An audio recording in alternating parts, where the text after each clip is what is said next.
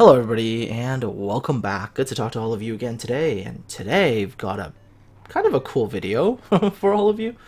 This morning I woke up and decided that I wanted to try something. I wanted to try figuring out if there was a way to reliably, and that's the keyword, reliably, torp enemy ships without A, ever seeing them, or B, when they're not spotted and all you're basing it on is a last known position indicator. And I was wondering if that was doable. And I think I have an answer, and the answer is, I think yes. So let's take a look at this trap clip. So, beginning of the battle, don't see any enemy ships on the other side except for that hipper. I know somebody's capping C, but I fired off torpedoes aimed at a very specific point. I've aimed it right around the upper edge of that island at C3. So why fire it then? Why fire it there? And what exactly am I really aiming at? Well, what I'm aiming at is potentially battleships that are deciding to go towards the A cap. Well, how do you know that's the point maybe that you'll hit them with torpedoes? Well, a lot of it is based on where enemy battleships could spawn, and if they're deciding to go to A, that this is the route that they're going to take, and this is how long it's going to take for them to sort of get to this point, right?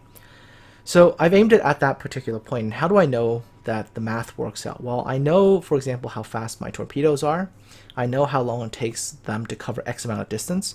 I know how long it takes for an enemy ship to cross one grid on the mini-map, right? Because I know the size of the map. So there's a whole bunch of numbers that I have, and they allow me to sort of work out a solution. So at first, finally, when a battleship gets spotted, it was at North Carolina, and that wave of torpedoes missed that ship. And I was like, oh, at the time I was just like, oh, maybe my calculations are off. No, I wasn't. I wasn't off. I hit 4 more torpedoes on another hidden ship.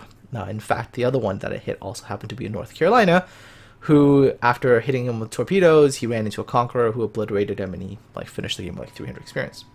So this is how the math works out. And yes, you know, you're probably looking at this and going, oh, math. Too much of it. Anyway, so gearing torpedoes go 66 knots. To cover 1 kilometer in game, it takes about 5.7 seconds.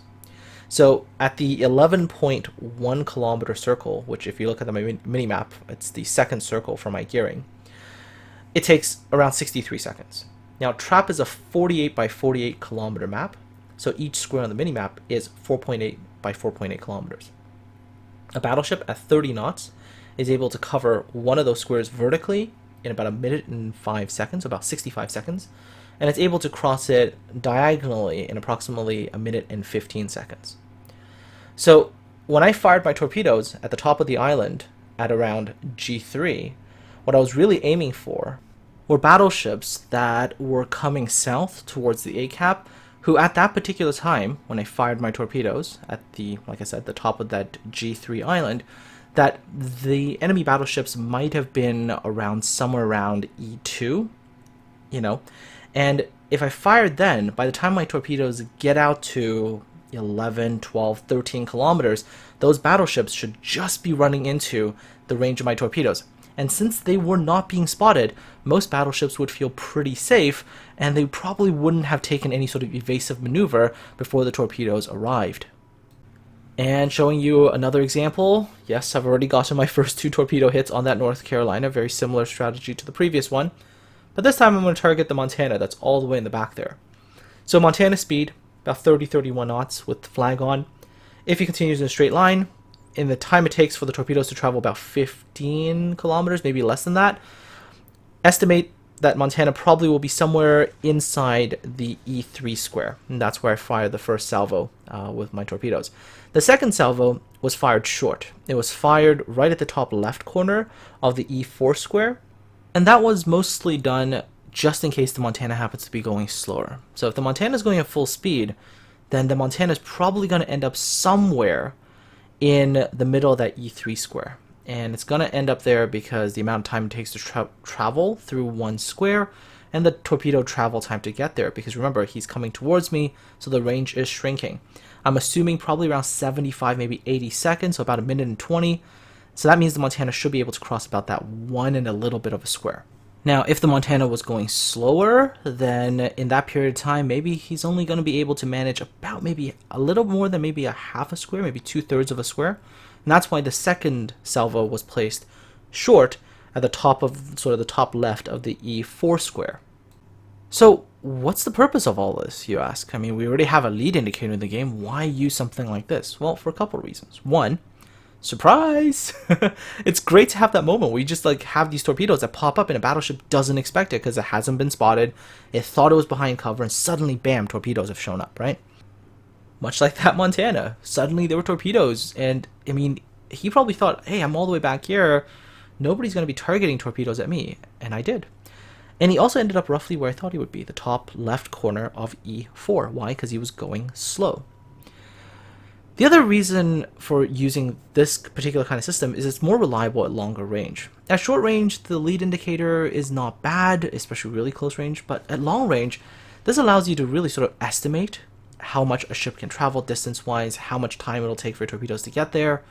And not only are you able to fire torpedoes reliably without the lead indicator, you can do it when all the information you have is simply like a last position indicator. Or maybe you happen to be in like cyclone conditions and all you have are either last position indicators or just moving icons on your minimap, but you can't see them because they're not being rendered. Well, this method allows you to estimate their distance of travel and to actually attack them with torpedoes. And finally, it's just super rewarding because you're hitting torpedoes without using a lead indicator. You're hitting them 100% with your skill and your ability to calculate. It's like this. Like, I'm a math genius. And it's just a good feeling because when you hit these torpedoes, it's 100% you. It's 100% your skill that you used to overcome the enemy. You didn't need the help of a little white bar that's doing that predictive thing for you. There's also one other thing, and I sort of forgot to talk about this, is if you're firing torpedoes in two different directions, this is also very useful. Now, we're on an ocean map, which is different, because ocean's a smaller map, 36 by 36, so each square is only 3.6 kilometers. Enemy Conqueror over there has been involved in a fight. He's coming straight towards me right now. Not sure if he's going full speed or not, hard to tell. So I'm going to decide to cut him off, right? In his current position, it's not likely the Conqueror is going to continue in a straight line and push broadside into my entire team. So it's likely to make a turn, either north or he's going to turn south. In either way, if the Conqueror decides to turn, he's going to bleed a lot of speed. And he's not going to travel as far. So these two torpedo salvos were targeted, and he's roughly about 12 kilometers away at the time. It's going to take about 60, no, let's say about 67, 68 seconds to get there. And he's still coming towards me too, so that shortens the time. So cut him off a little bit north, right, around sort of midway between I4, I5, and have another salvo targeted around J4. Because if he decides to turn south, that J4 salvo is going to cut off his escape. And speaking of which, that salvo that I fired to the north almost actually managed to hit this Bismarck. Almost. Had I led just a little bit more, those torpedoes would have hit that Bismarck. But the Conqueror decides to turn south. And he turns south and he turns straight into those torpedoes that I had fired into that J4 square. Right? Only had really two ways to go. I mean, unless he wanted to continue in a straight line, which would have been perfectly okay with me, because then he would have been isolated and he would have been screwed. But now that he's sort of way south on that southern border, he's presenting himself into a very, very vulnerable position, because if I can cut him off with another salvo of torpedoes, he has no escape. So where am I going to fire these torpedoes at? Well, he's currently about 12.5 kilometers away from me, so for torpedoes to travel from here to exactly there, which he's right now at J4, J5 in the middle there, it'll take my torpedoes approximately a minute and, I'll say about a minute and 10, maybe a minute and 15 seconds tops. For the Conqueror to now make a turn, he's going to bleed speed. So if he was going about 30 knots there, by turning he's down to probably about 25 knots-ish.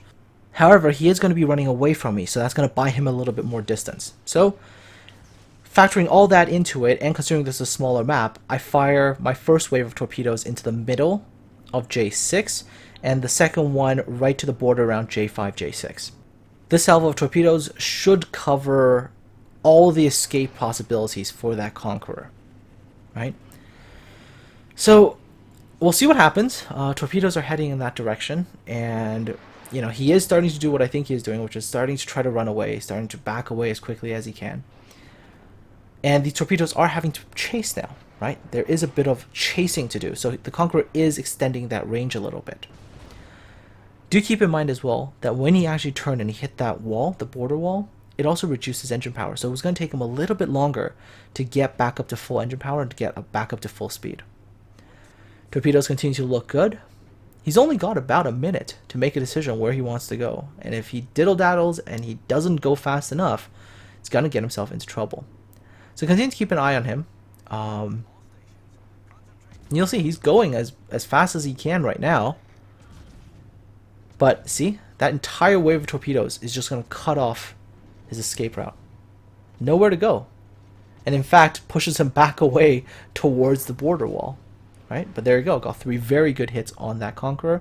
And he's pretty much out of the fight. Alright, finally, into a Cyclone situation here. I've lost sight on the enemy Bismarck. I have his last known position indicator. Bismarck is probably trying to get back into the battle, trying to come south. Probably going to travel in a straight line. Aim my torpedoes roughly where that green arrow is. Why? Because this is north. Right? It's a 48 by 48 kilometer map. That Bismarck traveling at 30 knots, going in a straight line, is most likely to traverse across that mini-map square in approximately about a minute and about 15 seconds. Right now, my torpedoes will reach out to about 11 kilometers in about a minute and 5 seconds roughly. So I fire off my torpedoes into that direction. And if that Bismarck is doing what I think he's doing, which is going in a straight line, thinking that he's in a cyclone, he's no longer being spotted and is safe, my torpedoes are going to catch him unaware. And this particular skill I think is super important for those of you who play destroyers, because now, once you have this mastered, you're going to be able to attack ships in cyclones when you don't have their current position and you're based on sort of last known position indicators. You're going to be able to still get reliable torpedo hits. In this case, I don't see the Bismarck, right? All I had was that indicator on the map. I know he's kind of there. There we go. 2 solid hits with torpedoes. Now, the Yamato pops up. He's within my gun range. Now, if I was a normal gearing player, I would have popped smoke and started engaging with my guns. But today, I was really keen on continuing to experiment with this torpedo thing, and I didn't open fire because I was like, yes, I got to try this again on somebody else. So what I'm really waiting for is maybe another person in the distance to pop up so I can give it another go. Yamato right now, if I want to torp him, it's quite a bit easier because I have the lead indicator. I can fire my torpedoes at him. And most likely, with the gearing superior torpedo detectability, I should be able to hit that Yamato. But instead, that Bismarck pops up. And the Bismarck currently is about 1/3 of the way down the D6 square. So I immediately point my torpedoes at around 1/3 of the way down the E6 square. Why? Because that Bismarck, if he's still pushing forward, and he's trying to get into brawling range, right, then I'm going to catch him because he's still moving at that kind of speed. And again, he happened to be within that second circle for my gearing. And that second circle, like I mentioned earlier, 11.1 kilometers, that's roughly a minute worth of torpedo travel time. So if that battleship is able to traverse approximately 1 mini-map grid in about that minute worth of time, then my torpedoes are going to meet him again. And we'll see what happens. Yamato just gets absolutely devastated. Then I open up with my guns, trying to score maybe a few more hits, get some additional damage there. But these torpedoes, watch this. This is going to be good. Look at that. Closing, closing, closing. There it is. That's where that Bismarck is. I'm still not able to see him, just firing based on the minimap. And had he had more HP, that would have been 4 hits worth of damage. Anyways, folks, I hope you found this video interesting. I hope it maybe will help some of you play your destroyers. Anyways, if you have any questions, ask them in the comment section below. Aside from all that, take care, have yourselves a good one, and I'll talk to all of you again really, really soon.